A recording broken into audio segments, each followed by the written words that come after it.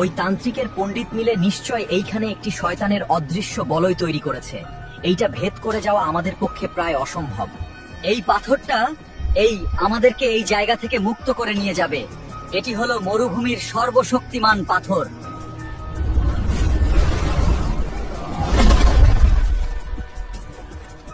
কি ব্যাপার, আমার এই নীল পাথর কাজ করছে না কেন এইখানে? আমি তো এইটা আগেও ব্যবহার করেছি, তখন তো কাজ করতো ভালোভাবেই। এই পাথর তুমি কোথায় পেয়েছো আর এটা এখন কাজ করছে না কেন? আমরা এখন এই জঙ্গলে থেকে কিভাবে বের হব তাহলে? এই পাথর আমাকে দিয়েছিল মরুভূমির এক পরী। তারপর এটা আমি 3 বার ব্যবহার করেছি, কিন্তু পরী বলেছিল এটা আমি 3 বারই ব্যবহার করতে পারবো। তার মানে এই পাথরের শক্তি শেষ। এই পাথরটা এখন মৃত, এইটা আর ব্যবহার করা যাবে না। এখন এটাকে ফেলে দিয়ে আমাদের অন্য উপায় খুঁজতে হবে। হ্যাঁ, তাহলে এই পাথরকে আবার জীবিত করা যাবে। যদি এই পাথরের কোনো প্রাণীর রক্ত লাগে তাহলে এটা আবার জীবিত হবে আর এটা আবার 3 বার ব্যবহার করা যাবে। কি বলছো তুমি? তাহলে আমাদেরকে জলদি এই পাথরকে জীবিত করতে হবে এবং তার সাহায্য নিয়েই এই জঙ্গল থেকে বের হতে হবে। এই জঙ্গলে আমাদের একটি সুস্থ প্রাণী খুঁজতে হবে যার কোনো রোগ নেই। তার রক্তের মাধ্যমেই এই পাথর আবার পুনরায় প্রাণ ফিরে পাবে। ঠিক আছে, কালকে সকালে আমরা একটি প্রাণীর খুঁজে তার রক্ত দিয়ে এই পাথর জীবিত করব। আজকে আমি খুব ক্লান্ত, একটু ঘুমাতে হবে। ওই যুবকের কাছে একটি নীল পাথর রয়েছে, সেটার সাহায্যে তারা জঙ্গল থেকে বের হতে চাইছে। ওই পাথরের অনেক শক্তি। এখন তাহলে উপায় কি?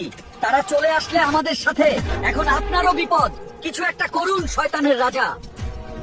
ওই পাথরটা এখন মৃত অবস্থায় রয়েছে, সেটাকে জীবিত করতে হলে একটি প্রাণীর তাজা রক্ত লাগবে। কালকে তারা সেই প্রাণীর থেকে রক্ত নিয়ে পাথরটিকে জীবিত করবে, কিন্তু আমি সেটা হতে দিব না। আমি আজকে রাতের মধ্যেই জঙ্গলের সব প্রাণী উধাও করে দিব। তারা সকালে উঠে জঙ্গলে আর কোনো প্রাণী পাবে না। আর তারা যদি সেই জঙ্গল থেকে বের হয়ে চলেও আসে তাহলে আমার পিছনের হাজার হাজার সৈন্য তাদেরকে টুকরো টুকরো করে ফেলবে। আমার মন বলছে আমার ছেলে আমার কাছাকাছি আছে। আপনারা ভিডিওটি বেশি বেশি শেয়ার করুন যাতে সবাই আমার ছেলের জন্য দোয়া করতে পারে।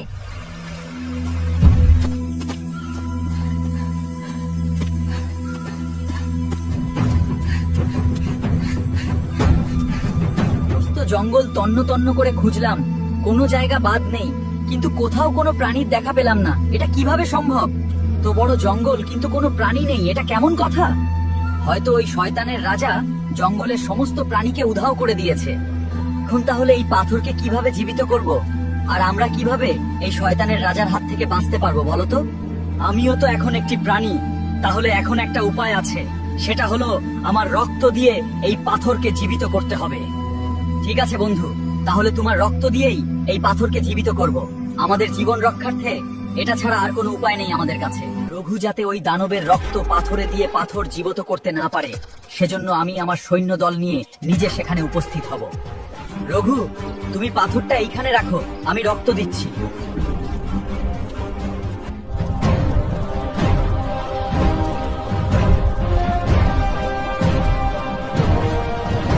পাথরকে আমার জীবিত করতেই হবে। পরবর্তী পর্বে কি হয় সেটা দেখতে ভিডিওটিতে লাইক দিয়ে কমেন্টে লিখুন নেক্সট পার্ট।